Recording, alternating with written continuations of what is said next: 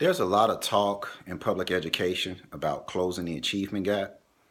You hear politicians, you hear the media, you hear state level institutions, lobbyists. Everybody's talking about closing this achievement gap. Now, out of this discourse comes the conversation about school reform and transformation. And you hear things about increased accountability for teachers and principals. Uh, New legislation is introduced, like No Child Left Behind Act. And then there's another segment that's constantly talking about increasing standards. And out of it come things like the Common Core state standards that has been adopted by many states across the United States of America.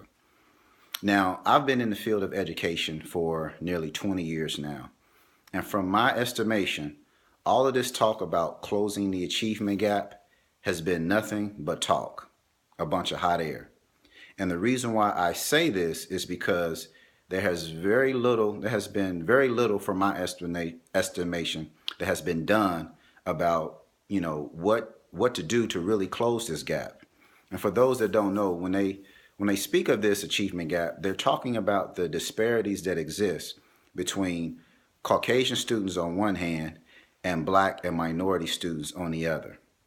In particularly, black and minority students that come from poverty or low socioeconomic status. Now, I say that this talk is a bunch of hot air because no one really wants to tackle the real issues. And they keep the discourse on things that really doesn't have a bearing on closing this gap. And what I mean by that is all the discourse is surrounded by improving curriculum, improving standards, improving accountability for teachers and administrators, as if this achievement gap actually exists because the curriculum that poor and minority students were using was not sufficient. They talk as if the gap exists because teachers and principals wasn't held accountable. They talk as if, throwing money at a situation or passing a particular legislation is really going to help close the gap. But in order to really close this achievement gap, what you have to do is tackle the issues associated with poverty. And if you tackle the issues associated with poverty, then you have to really deal with the issues associated with systematic racism and oppression. And that's the conversation that nobody really wants to have. People would rather dance around the issue and talk about everything else, but the real issue lies with systematic racism and oppression.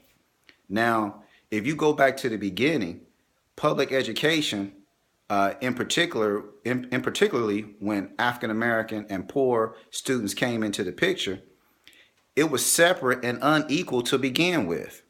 And it took a landmark case, Brown versus the Board of Education. I believe this case was passed in 1954, if my memory serves me correctly.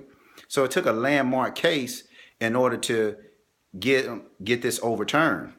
But the racism and the systematic oppression, it never stopped. Even though this landmark case was passed, things never changed.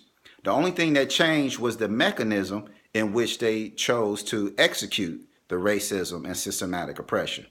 So I give you an example.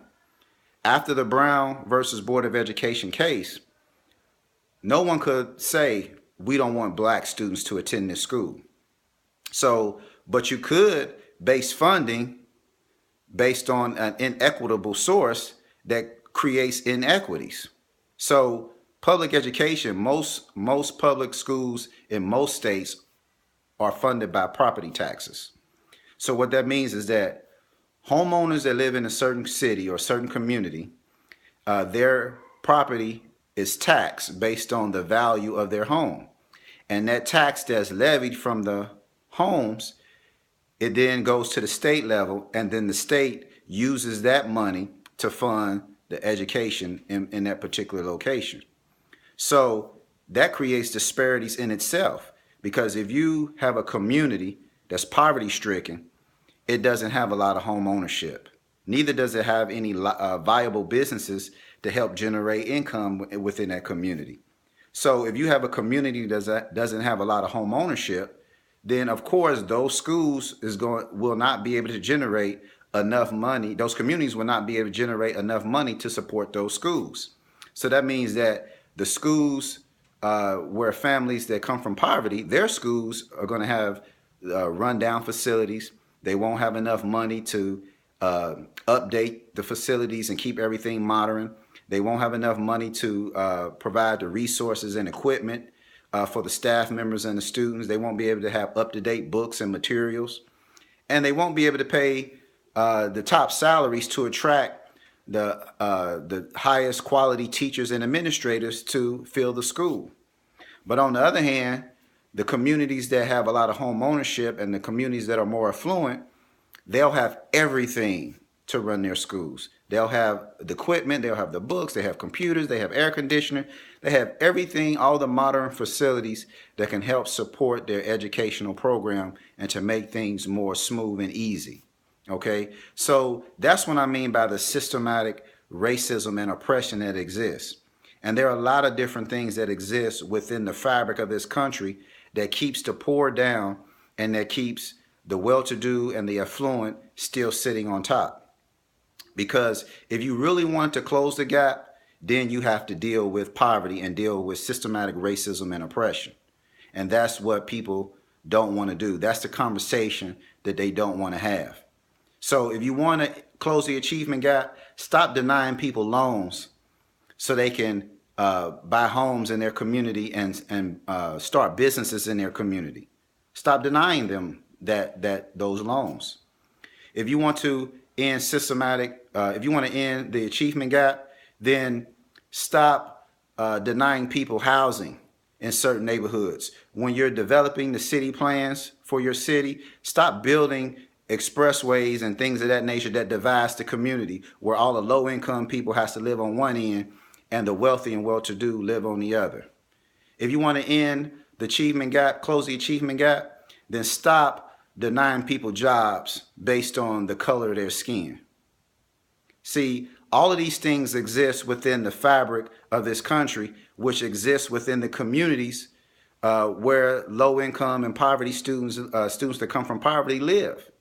So these are the questions. So no matter how high you raise the standards, no matter what curriculum you put in place, no matter what standards and accountability that you put in for teachers and principals, if you don't deal with the issues that are affecting those students in their community, then nothing will change, because schools are nothing more than an extension of their community. So if the community where the school serves, if the communities are riddled with all kind of problems and ills, those same ills are going to permeate the schools that serve them.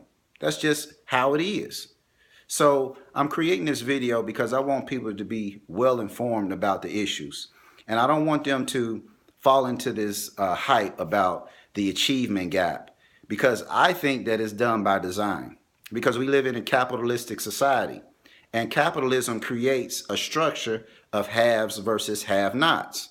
Okay, so if you start dealing with systematic oppression and you start dealing with poverty, then those students that come from poverty, they're going to start getting a better quality education.